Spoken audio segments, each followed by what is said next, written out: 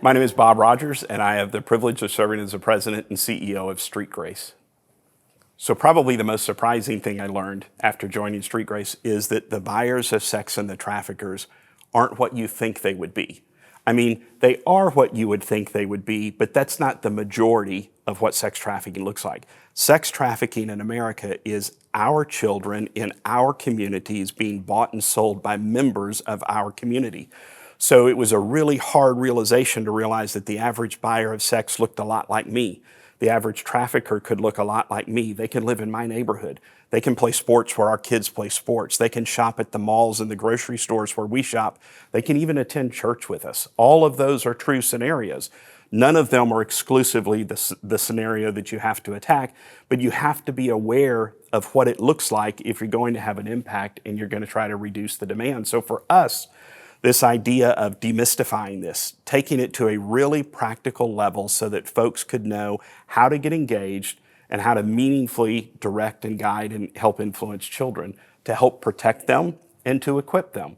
There's nothing more powerful than a 13 or 14-year-old boy or girl that can look up in an uncomfortable situation and just say no.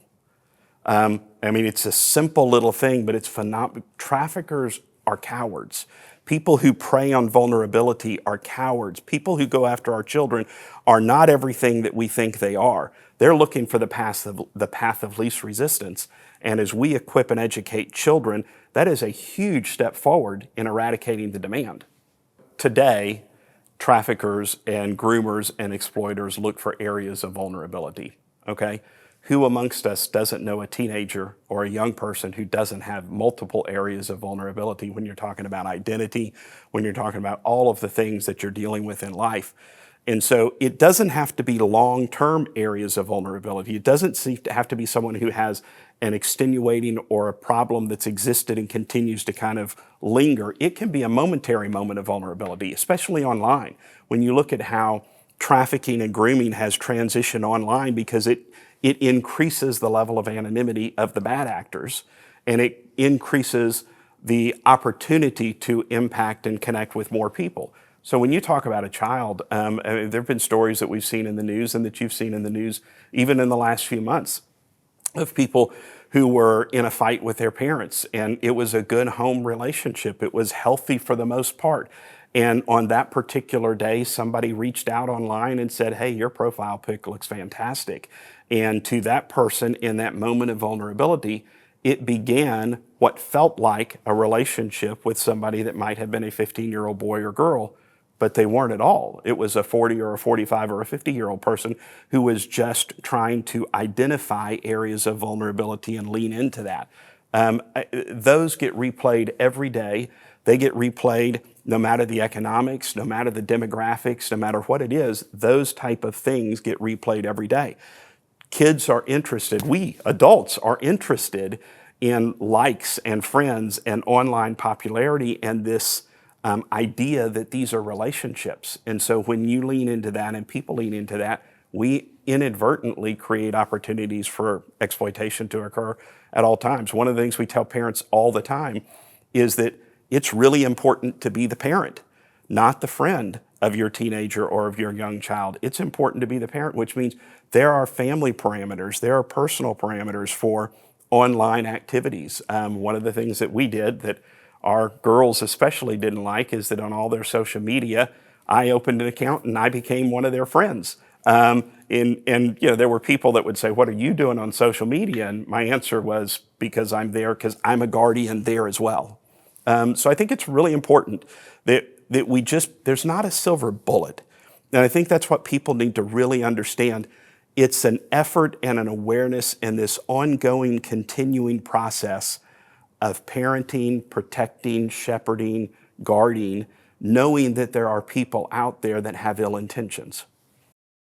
I think as parents, as adults, and as people who have responsibility for caring for children, one of the things that's really important to recognize in today's culture, in today's over-sexualized or sexually saturated culture, it's important to realize that we are, just the very fact that we're paying attention to this, the fact that we're speaking into kids' lives means that we are going counterculture from step one.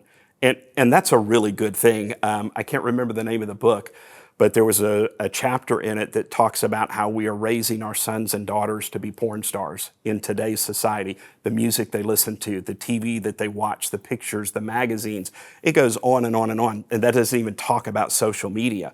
Now, obviously that's an extreme situation and it's an extreme statement to get attention.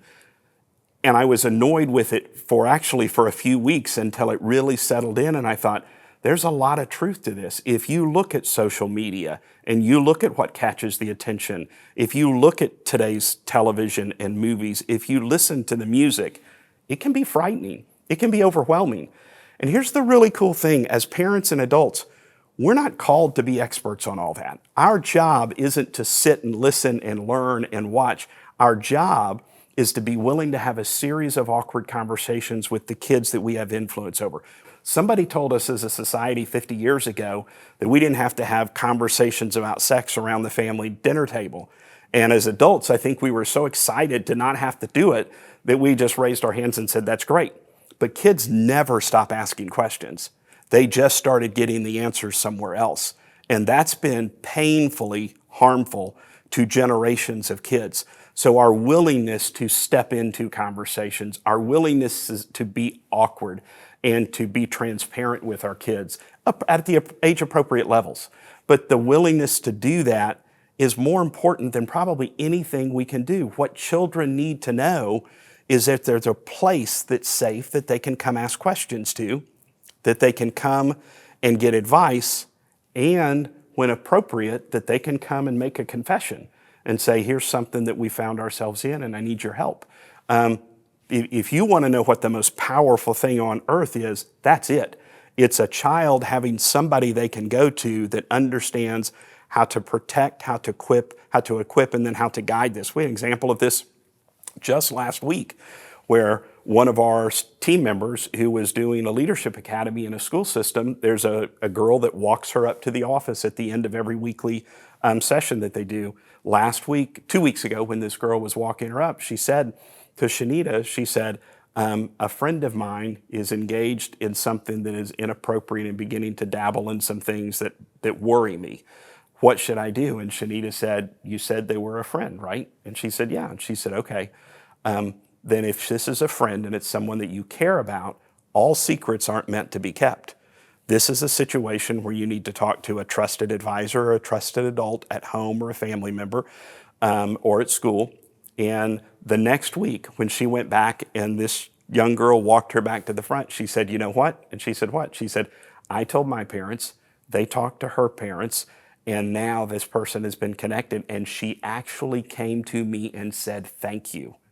And so it's just equipping kids to know what to do. And it's adults being willing to step into things where they may not know everything to do, but they're willing to establish trust and open lines of communication.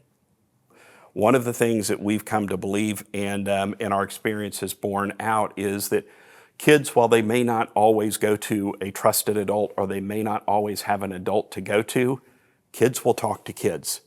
Part of this education, part of what's so critical in this is helping kids understand what it is that needs to be talked about. And when a child is talking to, if a teenager is talking to a friend of theirs and they're sharing an experience or something that's happened that's been inappropriate, for that other child to be able to know what to do or who to contact, just like the example that we gave earlier, is really important. We believe two things to be almost universally true, and one of them is all secrets weren't meant to be kept, and the second is the eyes can't see what the brain doesn't know. And when we get in front of kids in middle school and even in high school settings or in church settings with youth groups or youth retreats, when we get in front of kids and we give language to what sexual exploitation looks like, what sexual abuse can look like, what inappropriate relationships and the leading of inappropriate relationships online can look like, you see light bulbs go off.